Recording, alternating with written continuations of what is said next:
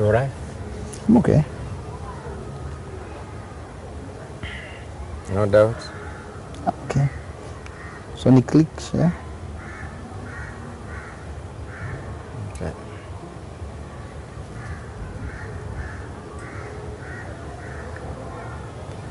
I'm waiting for you. That's fine.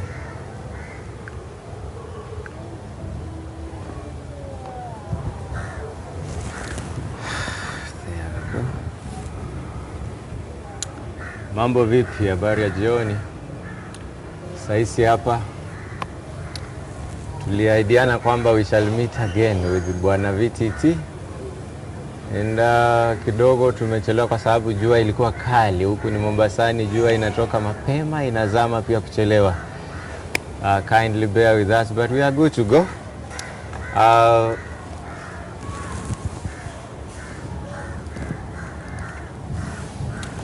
Bwana, should I begin by saying Vincent or VTT? VTT will How do. have you been? I've been well, I thank God. We meet again. We meet again. I'm delighted that we are here. Boss, Yes. I received a lot of calls, people saying, why did I not inform them? Actually, it was more of complaints than compliments, that why did you not inform us? Why didn't we know? Why couldn't we have been informed? Now today I have informed them to inform their friends. Tell a friend to tell a friend. That's the thing. No, I think actually, you know, last Sunday, many of the people who wanted to catch us on this live stream didn't. But now that we shared upfront of on the same, you did the right thing. I did the right thing. I appreciate that.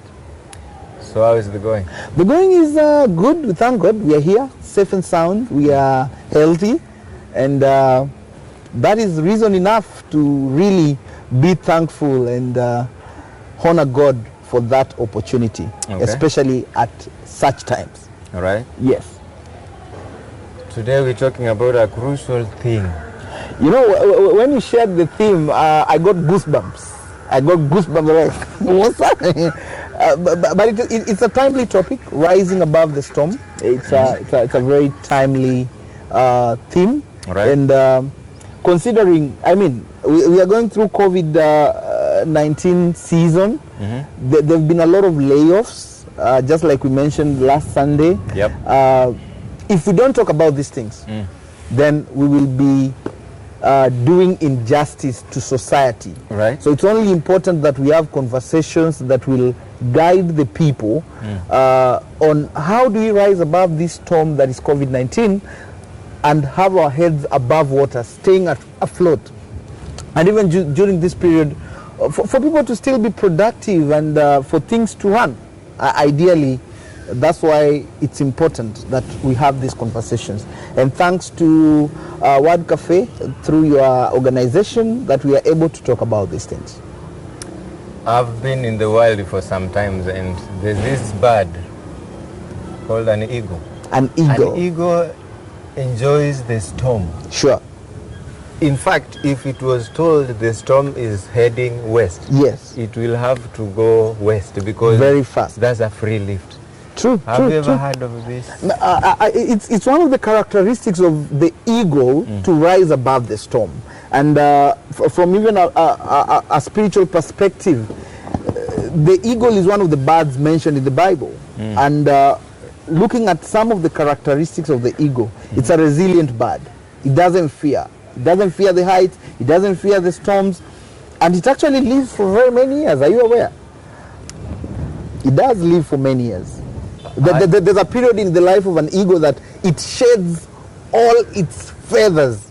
And trust me, Brother Fred, it's a painful process. But the eagle has to do it for one reason: to rejuvenate, to become young and strong again, because a new set of feathers will ultimately grow on that particular eagle that will enable it to soar.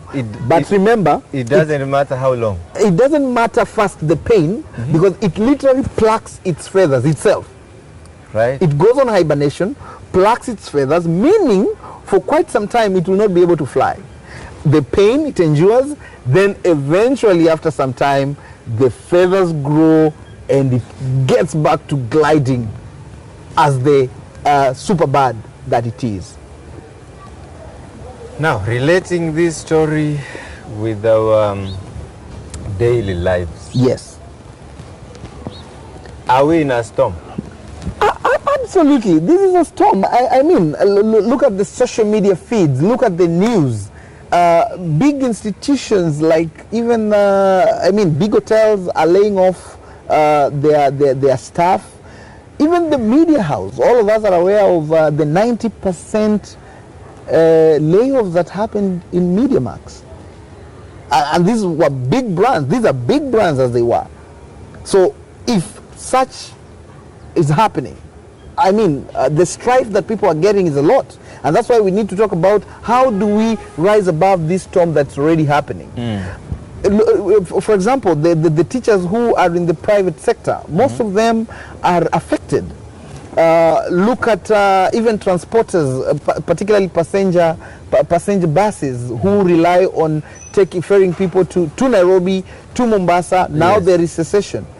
I mean, these are business people who have employed people. Restaurants, bars. How are the stewards fending now? The bartenders, the bouncers, and you know, largely 80% of the economy is supported by the small businesses. Okay.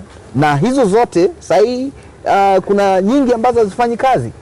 Kwa hivyo just imagine that. The other just this week I was talking to a colleague who is employed in a private school, and the last time she got a paycheck was in March.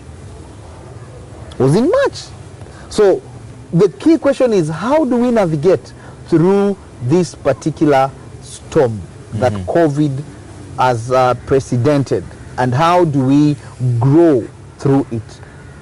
That is the key thing that we need to share and perhaps look at ways in which we can navigate through these turbulent times. When I wake up in the morning, yes, and I know I'm in a storm, yes, should I revisit the last topic of the mindset? What scenario am I looking at? What type of a mind do I need? Combative mind? Yani kijeshi. Unajua sahi wanasema mtaani nalo twende nalo hali si hali. I want to just share that in times of crisis, that is where leadership emerged. Look at the history of the world. Man has come out strongly during times of crisis. One renowned speaker the other day was sharing, and he mentioned something that spoke to my heart. And he was saying, do not waste a crisis. Because it's during a crisis, excuse me, sorry. Corona. No, how can you say that, man? Just a sneeze. Sorry, guys. Okay. Do I need my No. You're good. We had already sanitized before the live. Okay. So, as I was saying, a crisis presents opportunities. Right. And the first submission that I will make that we all need to consider during this time, before March, before Corona, we used to zig. Now, we need to zag. Because if we continue zigging, then there's a problem. So we now need to start zagging if you are zigging. And if you are zagging, then you need to zig. Zigzag scenario. Zigzag scenario. So if we were zigging, now we start zagging. If we were zagging, now we start zigging. What do I mean? We have to change tact. Okay. For these small business operators. Yes. Wanabiashara ndogo tu ya mtaani. Yes. Especially kama nikupe mfano pale Lighthouse Mama Ngina. Kuna hawa walikuwa wanategemea watu wa Kachiri. Yes. Wanategemea traffic. This is the 4th month, I guess. Yes. Hawa watu unafikiria ili to combat this situation wafanya nini? wakimbie wapi? Ndio tumesema we were zigging, now we are supposed to be zagging. Na umeleta mfano hai. Nadhani kama ulikuwa unachoma kachiri pale Mama Ngina ama biashara yako popote ulipo, Nairobi, Nyeri, Mumias, popote pale, it will be very important to see, now I cannot access where my small business was running, but remember there was some value addition that you are bringing such that clients will come to you. Perfect example, you are doing crepes. Unazi roast pale, perhaps roasted maize by the roadside, perhaps you had a small kiosk there and now you can't do that. I believe where you are now in your neighborhood, you can still do the same. Perhaps the traffic coming to your place, your kibanda, might not be as much, but you will be able to get traffic after some time. So instead of saying, I used to go to this particular place, the Mama Ngina waterfront, to do this, my small business of roasting cassava crepes, now you can do it from your neighborhood. Or within your neighborhood, it does not necessarily mean it has to be outside your gate or outside your house. You can see at a convenient place where watu wanapita, and come back with your jikos, have your cassavas, do the chip, and do the crepes. Trust me, you will have adapted afresh to the new reality by just changing location and still doing what you do best. You are a teacher by profession. Yes. You My added first on love. another skill ya mentoring, training. Hizi vitu ni okay. Ngoja, sijauliza. Uliza basi. Mbona wajibu baba na Sijajibu. Swali halijaisha. Swali halijaisha kaka. ipo challenge na kina wazazi na watoto nyumbani. Yes. We thought maybe with 2 months to go back to school, but vile inakaa buda, I still have to be the parent or the teacher, whatever it takes, mpaka mwaka uishe. Now, ni kweli. We have a challenge for, umeona vile rais amekuwa mkali?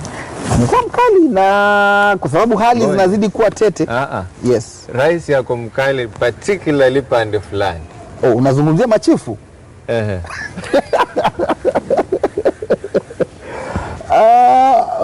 I saw it on the news. I saw it on the news. Who is not doing what? Okay, the numbers are scary if they are true. The teenage pregnancies is really a concern, especially speaking as a father. Hakuna mzazi atataka mwanawe ako darasa la 8, darasa la 7, form 1, form 4, form 3 ashike mimba ya mapema. Of course, the challenge here is the moral fiber, because you would think that majority of these girls are being pregnanted perhaps by their peers. Fine, they are there, but we also have people in society who are respected, who should be taking care of these young teen girls, but they are the ones who are going to abuse them and put them in the mother's way. Now, my submission will be parental guidance and support needs to really be there now more than ever before. The girls need to be talked to and showed love first of all, and also be open conversation, what we call straight talk, so that they will know if I deviate from the right way of behavior and get engaged in sexual activity, I might get pregnant, I might get infected with diseases, and that has to come out very clearly. But most importantly, we need to correct from the word go, so that we don't come later on to quench or to put out a fire that has already blazed. So what we need to do in that perspective, my opinion is parental and communal support to our teenage girls and also to our teenage boys and to society as a whole, such that the fathers, the uncles, the brothers, people in society, the men in society, to be morally straight and not prey on these young girls. And also for the boys in schools, in universities, in high schools, to also respect and protect their sisters. And on the flip side, the girls themselves need to take responsibility. I mean, they also know the consequences, and if they stick to their morality and know that premarital sex will cause me these consequences if I go that way, then they take that personal responsibility and know, I'm not going to do this. It's not right. And they stick to that. Watu wengi wanalaumu wazazi. Kwangu mimi, Yes. wazazi are in a balance of what will my children eat, Yes. na afungie watoto nyumbani na Yes. wengine ni watoto wakubwa, na huko ambako wanaenda there is a lot of idleness. You know, like if you are not in school, Jumamosi na Yes. Jumapili, Yes. kuna hizi church activities, Sure. kuna youth camps, kuna tours zinakuwa, kuna zina shule. Those things are not there. At the moment. They are not there at the moment. Okay. So Now, we are in a fix. Yani tuko katikati ya dhoruba. Dhoruba ndo storm. dhoruba ni storm. Najua Kiswahili. Kabisa, kabisa. Naona wewe uko Unanipongeza sawa. hapo. Now, Nakupa tano. Yes. nikae nyumbani na watoto ama niende town kuwatafutia? Very well. Wewe ni mzazi, wewe ni mwalimu. Of course umeisema vizuri, huwezi ukashinda na mwanao kila wakati, kwa sababu wewe ni mzazi, lazima uchume. You have to fend for the family. So my submission will be parental support in terms of emotional support to these children, spiritual guidance, and honest conversations. You cannot man your children throughout. There are times we have to get out and fend for them. But if you build capacity in them, Yes. in terms of training and morality, and also be a good model to them, I want to believe hawa watoto wetu wataweza kuona na wafuate maadili. Kumbuka sisi tulivyokuwa when we were growing up, society grew us. I mean, raising these children was a communal thing. Of course, that is not so much there today, but the influence of a parent and a child is heavy. Mzazi, wazazi, now more than before, we need to really support our children in terms of having honest conversation with them, knowing what they are doing, and that can only be done through becoming a friend to your daughter, becoming a friend to your son, such that the conversations you have with them is not like father-daughter, mother-daughter, father-son, you know, stuff. It becomes, yes, you're the parent, but you are also the friend. When that happens, trust me, mtoto wako atafunguka. Atakuwa anakueleza. In fact, if it's a girl, she's getting people on her case, she'll even tell you, Mom, so-and-so wants me, so-and-so wants me. How should I deal with this? Friendship. Cultivate friendship with your children, and they should be able to speak out what is happening to them. And then as a parent, you give them the right advice. Na yule, Hold a minute. Yes. Of course, there have been cases. Nilikuwa nataka kuingiza hapo yule chifu Bonoko. Mimi nimeenda town. Chief Bonoko. Yule chifu ambaye alikuwa kwa habari. Tulimuona. Ambaye pia he's alleged ali pregnant. Do you know, by the way, one thing? Yes. Ofisi ya chief, hata kama iko kijijini, Yes. hiyo ni ofisi ya rais. Ni ofisi ya serikali na rais aliwaambia. Imeandikwa. Yes, office of the president. Yes.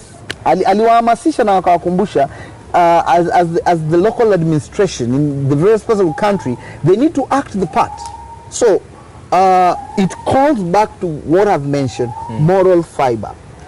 We need to strengthen our moral fiber so that the parents, the uncles, the aunties play their role right. Yep. So that we don't allow vulnerability to our children, and also those adults who prey on these school children to be brought to book and to undergo the due process of the law when they defile these young girls. Right. to send a strong signal that this is wrong and this is immoral. It should not happen. That way we will safeguard these particular children that we are actually having them now vulnerable and getting this pregnancy. And it's a storm. You see, for a girl now getting pregnant, that is a storm in her life. And as we are saying, let us all take responsibility as parents, as the teenage boys and girls, and as society as a whole. And trust me, when we take responsibility, when we take control, then these cases will not be on the rise again. Maybe a quick one. Yes. Jana kesi zimefika kiwango cha juu, kesi za corona. Yes. Na I think by now the president is in a balance whether to allow people move freely or not, because the cases have risen to unimaginable numbers. Actually, they were very high yesterday. Yep. On that, I will say, let's wait and listen to his address on I think tomorrow. Tomorrow is the 6th. Yes, tomorrow, okay. Monday. We hear from him, then we might give comments after that. What I want to get from you yes. is, should these numbers rise? Yes. We have teachers who depend on school fees. Of course, the private sector especially. Yes. We have a lot of businesses depending on other businesses. Automatically. Like the tourism depends on the flights. Yes. The flights depend on tourism. Interdependent. The local supply, farm produce, yes. Inadepend na mambo mengi. Yani watu wanategemeana. Tunategemeana.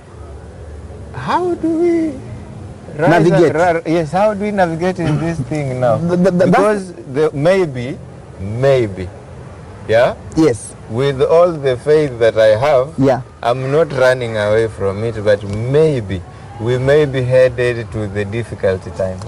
I agree with you, Bwana Saisi. Did you see the headline today? Between a hard place and a rock. I saw the headline, and you rightfully put it. Like right now, when you look at what experts are saying, we are still going to a peak season of the COVID-19 cases, positive cases that is. And as we are saying, this is a storm. One of the key things we have to now navigate, there are things we cannot control. But what we can control, the second thing I'll share on how we can navigate this as a personal submission, is new times call for new set of skills and talents. And this is the time more than ever before for everybody to develop new talents that are in line to offering value to the market and being able to also have a keen eye to look at the opportunities available within the various locales that people are. Trust me, people are still buying. The question is, are they buying from you? People are still buying. The question is, are they buying from you? I want them to buy from me. Absolutely. So, that means nisimame wapi? Usimame penye hao wateja wako. Niko kwenye njia panda, nisimame wapi? This calls for a keen eye. Ile antenna, ile aerial uipeleke juu kwa kuweza kuwa mwangalifu. As we have said, it's a new reality now. Storm is happening. You need a watchful and a keen eye to identify new available opportunities within your industry or outside your industry. Are you getting what I'm saying? Yes, yes. Because, like, let's say you have been declared redundant and now you can no longer go to your office. What else can you do? Perhaps you could start a grocery store and sell tomatoes, and we have seen that people even using their cars. I have to interrupt kidogo. Okay. There's a question coming? Ali Khan is saying, can I ask you a question? Yes, sir. You are allowed to ask questions. This is an interactive session. It's a live session. Ali Khan actually is a big friend from Nairobi. Okay. Ugas Jailani is watching. Wafi antai. You should be fine. Yes. If you have a question regarding how to navigate from this, how do you come out from the storm? Yes. How do you run in the storm? Yes. Kindly ask. This guy is well of... we are sharing. This is a conversation we have. Tuna converse. Yes. Converse kwa Kiswahili ni? Tunajadili jinsi ya kujitoa. Nimekutoka baba. Wewe kwa Kiswahili wewe ndio malenga wanasema. So ngoja tu nipate watu kadha wa kadha. Yes, chukua maswali. Pastor Kissinger, jambo ukiwa pale nyumbani. Nani kuna Faith Achieng, huyu anatazama kutoka Germany. Watu wengi wa Nairobi. Tuna watu wetu kutoka Germany. Isaac Kangote. Piga boss. Kama una swali unaweza uliza. Yes. Ijapo nimegundua some people are not free to ask questions on social media. I think we should introduce a private platform. Yes, where like they can like either you can text or you can send a WhatsApp. Can we do that? I totally agree. We could have a WhatsApp space where that can really happen. Yeah. Yeah, I'm trying to check on some of the questions Janet coming in. Musau, Mena Agoi, Beva. Beva is my kagal. Jose Olmas, Jose is not watching. Wajua jana nilikuwa naambia Jose, yes, rais amekataza guardians kusumbua watoto wenyewe. Nikamwambia akona mtoto wangu kula asimsumbue. Hiyo ni by the way. By the way. Asimsumbue lakini. Asimsumbue. Paka corona hiyo. Paka corona. Hata past corona. Past corona. Yes. Post corona, that is. Wewe unajua kitu nasema? Atakuuliza aende wapi na ako nyumbani. Anyway, tuendelee. So you are talking to me where I should position myself. I do events, bro. Na events zilikwama. Yes. I do actually events. Mainly. If I'm not in events, I'm in church. And we share that with you. Nihurumie kidogo. Yes. If I'm not in events, I'm in church. If I'm not in church, I'm in events. Yes. If I'm not in events, I'm traveling. Yes. Buda. Zote zimefunga. Mimi niko kwa storm. Now, naomba unisaidie kama kijana mdogo. Wewe ni ndugu yangu mkubwa na tunasema nini? Like the events industry has actually been hit. I'm also in events in terms, I do team building and management trainings. Most of the trainings right now are actually not there. The model we were using before COVID was you go to the organization and the HR department organizes for you. Yes. Either you go to a hotel and you do the training or you do it within the premises. Yes, sir. Now because of social distancing, that is also not there for us. But the online has provided platforms where now we can do online trainings, and that is where the industry is headed to. And apart from the online space, yes, I think like you guys in the live in the event industry where you do the coverage, live streaming, and that's why we are on this Facebook Live today. One of the opportunities that is coming through is live streaming. So I will advise that this to be enhanced, and I believe there are lots of churches now that are in need of the live stream. There are a lot of organizations that need live streaming for various audiences, and I believe that's now one of the opportunities that is presenting itself today. That was not there before COVID. So, live streaming. Ensure you have a stake with your industry towards live streaming. So let the event kwa live streaming. That's it. That's it. Kwa hivyo hii ni event. This is a live stream. It is, we could call it a conversation, but okay, we can't call it an event per se. But it's something that reaches out, and that's why we are having our friends and community globally watching this. We wish to end this conversation. Perhaps we could just share one more thing that is very crucial during these times. Yes. Ladies and gentlemen, we have to ensure that during this particular time, we don't fear. We don't fear. Don't allow a negative voice in your head to tell you things are going to be dark. No. Have that self-belief. Have that self-belief. On my wrist, I always wear this bracelet. It's actually written "Believe." And every day I look at it, no matter whatever the challenges I'm going through, I tell myself it's going to be better. Remember, during a crisis, opportunities are available. So let us not wallow into the crisis. Let us look at the opportunities that are presenting themselves out of this particular crisis. And as I've mentioned, if we were zigging, let us now do the zagging.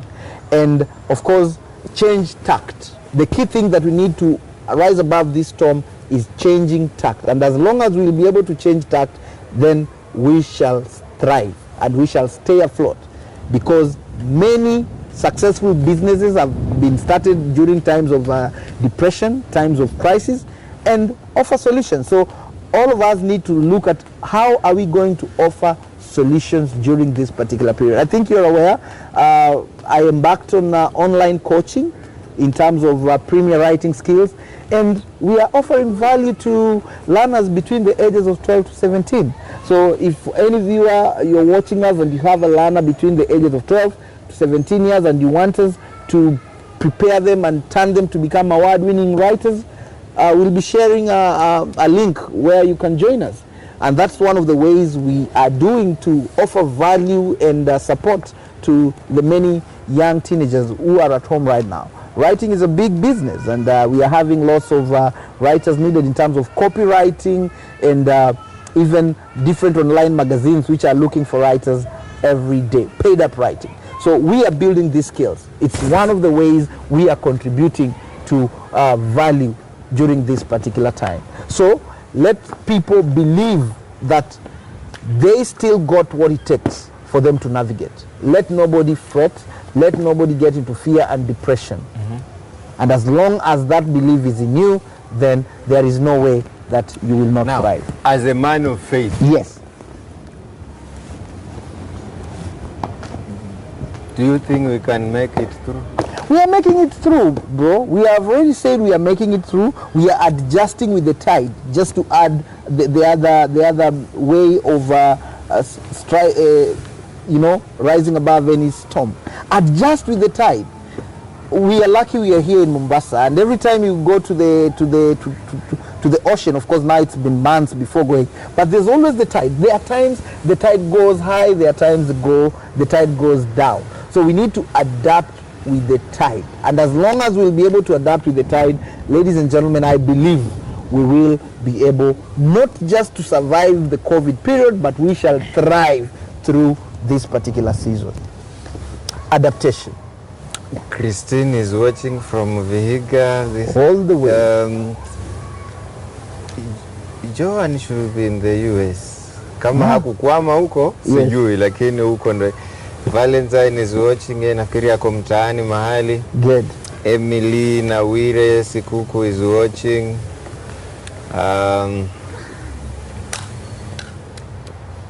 Thank you guys for giving us support. Wajua, last time we did, mulitupatia morale. Yes. Mpaka tukafanya tena. Naomba tumalizie hapo. Ijapokuwa changamoto za maisha nyingi, and one thing I want to believe is every session is meant for somebody. Next time you have you come across such a talk, hata kama ni ya nani, hata kama ni ya TV, kindly, if you find it helpful, share with a friend. Last week I got a call from somebody who got the information from a friend. Yes. Na akasema ilimsaidia sana.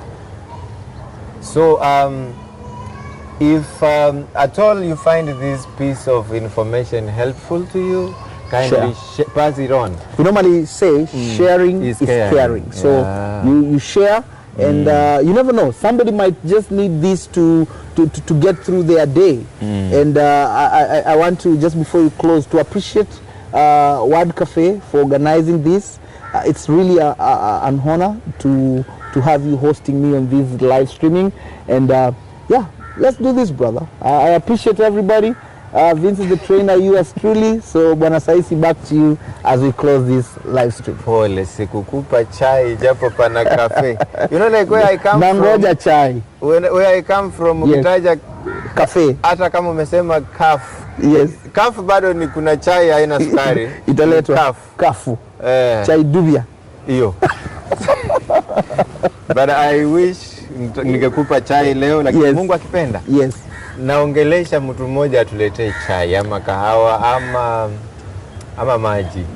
Hata dawa tunaweza tukanywa. Hata dawa ya corona. Dawa. Goodbye, good people. God willing, we see you again sometime next week. Usicheze mbali.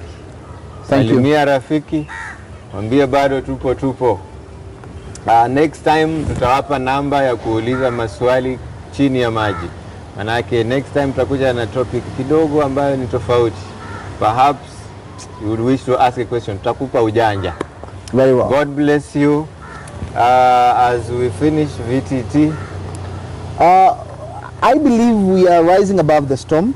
Let's have our heads above the water, and nothing is going to put us down. Even the word of God has already given us power that we should not be afraid of anything, but in everything let's submit our requests and let them be made known to God. So they say the shortest distance between your troubles between resolving your troubles is your distance from your knees to the ground. So let's also put God first. Let's pray to God. Let's tell him our concerns, and I believe he will enable us rise above the storm, because all the strength that we need comes from him. So as much as we are sharing the strategies, God is our ultimate source and our provider, and as long as we trust in him, we will thrive. Vincent the Trainer, thank you very much for listening to us. Peace. Have a blessed week ahead.